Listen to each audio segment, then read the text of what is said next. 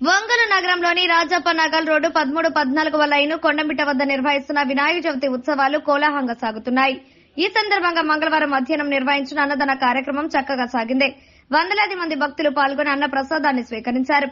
నిర్వాహకులు మండపంలో గణనాథుని విగ్రహాన్ని కరెన్సీ నోట్లతో లక్ష్మీదేవిగా అలంకరించి భక్తులకు దర్శన భాగ్యాన్ని కలిగించారు. ఈ కార్యక్రమంలో నిర్వాహకులు కోట రాంబాబు, తుపాకుల సుబ్బారావు, గర్రె వెంకట్రావు, శ్రీనివాసరావు, సురేష్ బాబు, గలగల వెంకీ, దొంతుల ఆంజనేయులు, గర్రె శ్రీనివాసరావు తదితర కమిటీ సభ్యులు పాల్గొన్నారు.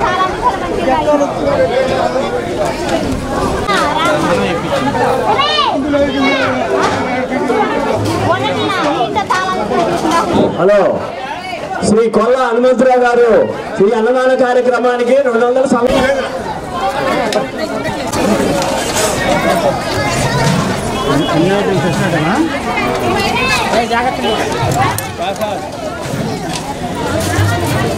స్టార్ట్ అయింది సార్. రండి సార్.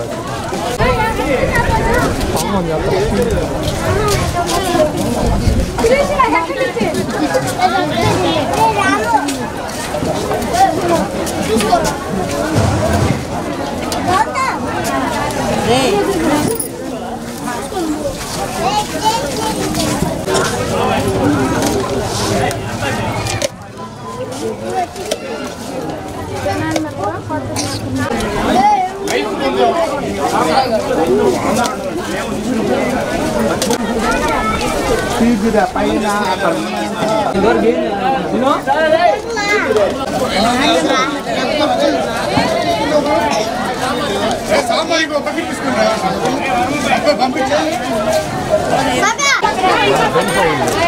రాజా పాలగారు 13 అడ్డోడ్ మరియు 14 అడ్డోడ్ కొండమిట్ట.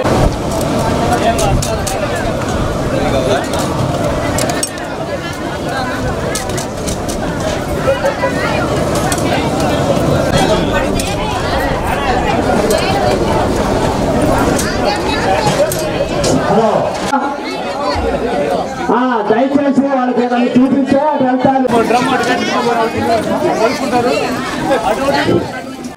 ఎన్ఐసి వరసిద్ధి వినాయకుని విగ్రహం పెట్టి దిగ్విజయంగా కార్యక్రమాలు జరుపుతూ అన్నదాన కార్యక్రమం కంటిన్యూగా చేస్తూ ఈ అన్నదాన కార్యక్రమానికి కానీ ఈ బొమ్మ ఇంత డెవలప్ కావటానికి కానీ కమిటీ కుర్రోళ్ళు ఇక్కడ ఈ కాలనీవాసులు తదితర అందరూ సహాయ సహకారాలతో ఈ బొమ్మ జయప్రదంగా కొనసాగుతుంది.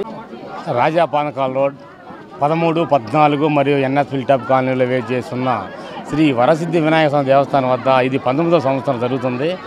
ఈ కార్యక్రమం మొదలుపెట్టిన సంవత్సరం నుంచి ప్రతి సంవత్సరం అన్నదాన కార్యక్రమం కానీ అందరూ ప్రోత్సహించి 13, 14 అటు రోడ్లు ఎన్ఎఫ్సి కూడా అందరూ ప్రోత్సహించి ఈ మళ్ళా కుర్రోళ్ళు ఫ్రెండ్స్ సర్కిల్ మొత్తం కూడా సహకరించి వాళ్ళు సందాలు ఇచ్చిన సందర్భంగా వినాయకుని ఇప్పుడు దాకా ఏ ఆటంకం రాకుండా జరుగుతూనే ఉంది.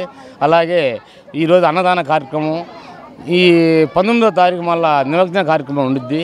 ఈ నిమజ్జన కార్యక్రమంలో కూడా 2 లారీలు పెట్టున్నాము, బళ్ళు పెట్టున్నాము.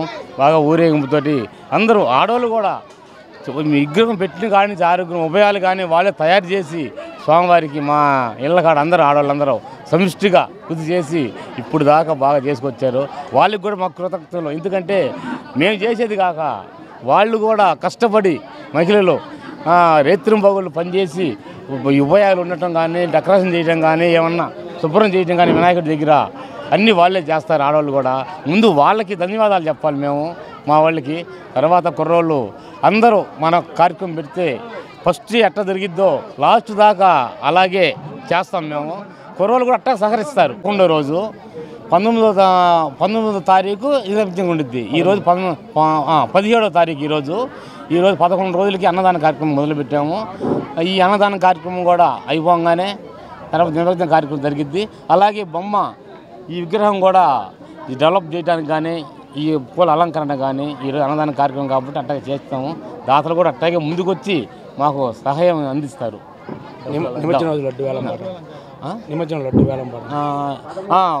రేపు 19వ తారీఖు ఉదయం 10 గంటలకి లడ్డు పాట కూడా జరిగింది. నిమజ్జనం జరిగింది. ఆ రోజు నిమజ్జన కార్యక్రమం ఉంది. అట్లాగే డబ్బులు కూడా అలంకరణగా డబ్బులు పెడతాము. దానికి వేలపాట పెడతాము. 100కి 200 ఇచ్చి తీసుకుంటారు ప్రజలు. మా వాళ్ళు అందరూ బాగా అందరూ వచ్చి ఎగబడతారు ముందు డబ్బులకి. ముందు లడ్డు కూడా అట్టాగా పడతారు. మేము ప్రతిసారి ఒక్క లడ్డు పెట్టేవాళ్ళమే. ఫస్ట్ ఒక లడ్డు పెట్టాం, అక్కడి నుంచి లడ్డు చాలా 4, 5 పెట్టాం. ప్రతిసారి 5 పాటలు పడతానే ఉంటాం. వచ్చిన ఆ లడ్డు కూడా స్వామివారికి ఆయన నిమగ్నానికి ఆయన ఖర్చులకి అంతే సరిపోతున్నాయి. అందువల్ల ఆ లడ్డు పాడిన దాతలు కూడా మాకు సహకరించి డబ్బులు టయానికి కూడా అందిస్తున్నారు కాబట్టి వాళ్ళకి కూడా కృతజ్ఞతలు. ఈసారి కూడా జనార్దన్ గారు కృషి కూడా మాకు అవసరం ఉంది. ఈసారి ఆయన్ని కూడా కలిసి మాకు కొన్ని సమస్యలు ఉన్నాయి, ఆయనకి చెప్పుకొని మేము కూడా ఆ సమస్యలు తీర్చుకోవాలని కోరుకుంటున్నాము. సమస్య ఏంటంటే గుడి డెవలప్మెంట్ ఎక్కడో సెంటర్ అయితే ఆ సెంటర్లో గుడి డెవలప్ అయ్యిద్ది. మాదేంటంటే ఒక ఇళ్ళ మధ్యలో అదిగా కొండ, మేమే ఇక్కడ చుట్టుపక్కల ఉండేది మేమే కాబట్టి దానికి కొద్దిగా మా సహకారం ఉన్నా కొద్దిగా ప్రభుత్వం జనార్దన్ గారి సహాయం కూడా కావాలని కోరుకుంటున్నాం. ఆయన్ని కూడా ఒకసారి కలిసి మేము మాట్లాడి కొద్దిగా ఆయనతో కొన్ని సమస్యలు అడగాలి మేము కూడా. ఆయనే ఇప్పుడు దాకా మాకు కూడా రోడ్లు వేయటం కానీ ఏమైనా సమస్య మాకు చిన్న సమస్య వచ్చినా ఆయన అధికారంలో ఉన్నా లేకపోయినా కూడా ఆయన దగ్గరికి వెళ్ళేవాళ్ళు, తీర్చేవాడు, ఆయన అట్టాగా చెప్పేవాడు.